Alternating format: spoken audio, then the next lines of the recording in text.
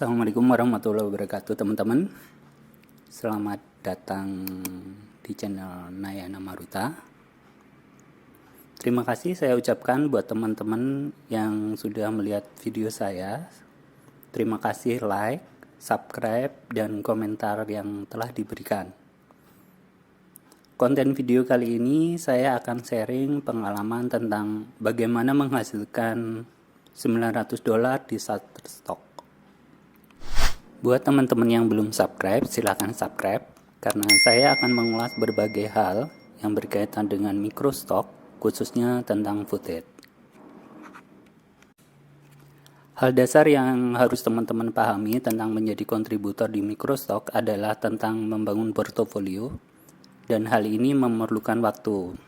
Ibarat olahraga lari, microstock itu masuk dalam kategori maraton atau lari jarak jauh, bukan sprint atau lari jarak pendek. Jadi tidak bisa instan ya teman-teman. Saya sendiri bisa payout minimal $35 setelah 6 bulan bergabung sebagai kontributor Shutterstock. Lalu apakah itu worth it? Bagi saya iya, karena selama portofolio saya diperlukan, saya akan mendapatkan penghasilan dari hasil download. Jadi lebih ke membangun digital asset dalam jangka panjang. Berikut ini tip dari saya agar teman-teman menikmati proses tersebut. Yang pertama, lakukan apa yang teman-teman sukai. Saya ingat benar saat awal-awal jadi kontributor di Shutterstock, setelah pecah telur pertama dan sebulan pertama dapat $2, saya mulai membandingkan pendapatan saya dengan pendapatan teman-teman di genre vektor. Jauh bedanya. Hal ini membuat saya berpikir mengapa saya tidak belajar membuat vektor saja daripada motret. Mulailah saya menonton channel-channel tutorial di vektor di YouTube, install program aplikasi bikin vektor, dan membeli buku-buku tentang bagaimana menggunakan aplikasi buat vektor.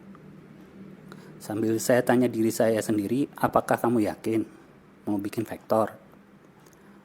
Terus terang, saya harus jujur pada diri saya sendiri bahwa kemampuan atau skill menggambar saya itu buruk. Kreativitas saya untuk dituangkan pada gambar juga nggak terlalu bagus. Bisa sih HTM, hanya yaitu takutnya ujung-ujungnya saya jiplak.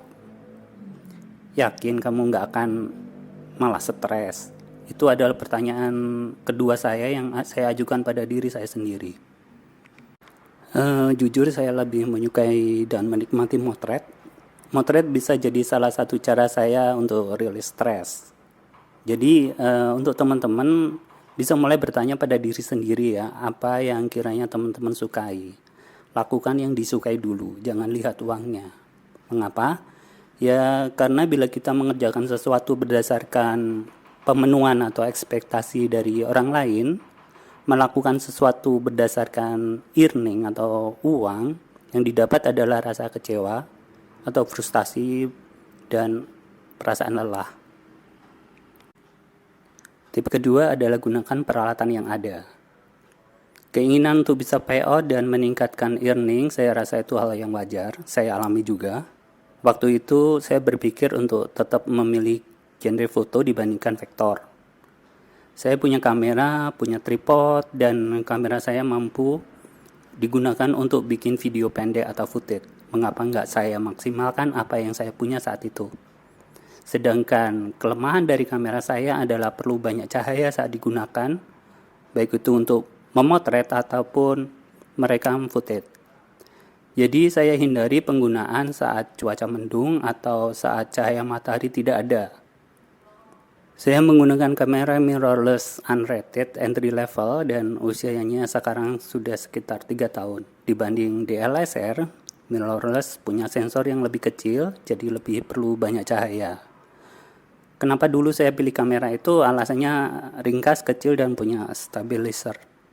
Itu sangat membantu saya menutupi kekurangan saya. Tangan saya tremor akibat penyakit hipertiroid. Oleh sebab itu, saya tidak memotret atau membuat video menggunakan handphone karena selalu blur akibat shaking. Oh ya, karena kamera saya tidak ada program untuk menghilangkan suara atau mute saat record video, saya gunakan aplikasi editing video. Awalnya yang saya pakai itu InShot ya, aplikasi dari Android. Sekarang saya pakai Adobe Premiere yang versi trial untuk menghilangkan suara pada footage. Dalam membuat footage atau foto, perlu teman-teman kenali device atau alat yang teman-teman miliki atau gunakan. Kelemahannya apa, kelebihannya apa, perlu juga teman-teman belajar bagaimana menggunakannya bila belum memiliki skill.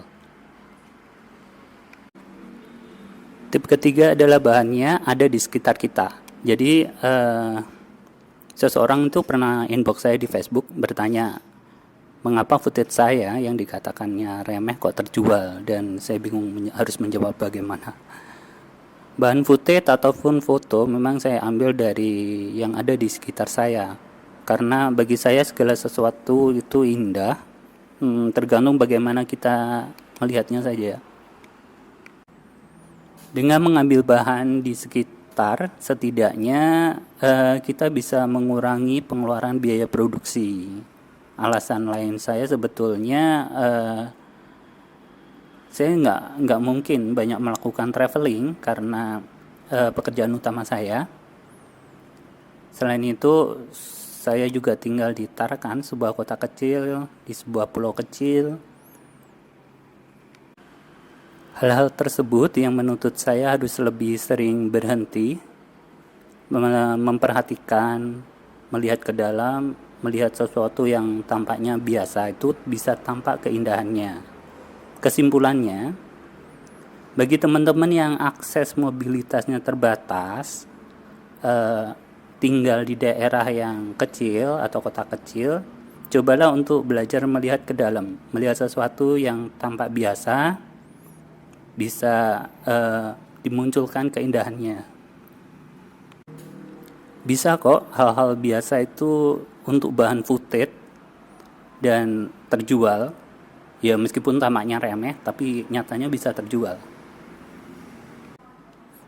Jadi perbanyak latihan dulu, cari bahan di sekitar teman-teman yang kelihatannya remeh namun bisa dibuat untuk tema footage atau foto. Pilih angle yang sekiranya sesuai. Dan yang terakhir, teman-teman bisa bikin list apa saja yang bisa diangkat di daerah teman-teman. Umpamanya seperti Tarakan, saya bisa ngambil rumput laut karena banyak budidaya rumput laut di Tarakan. Itu tadi tip dari saya, semoga bermanfaat. Dan bila ada yang mau ditanyakan, teman-teman bisa tulis pada kolom komentar. Kita bertemu di tutorial dan juga video-video selanjutnya. Terima kasih sudah menyempatkan waktunya. Tetap semangat. Wassalamualaikum warahmatullahi wabarakatuh.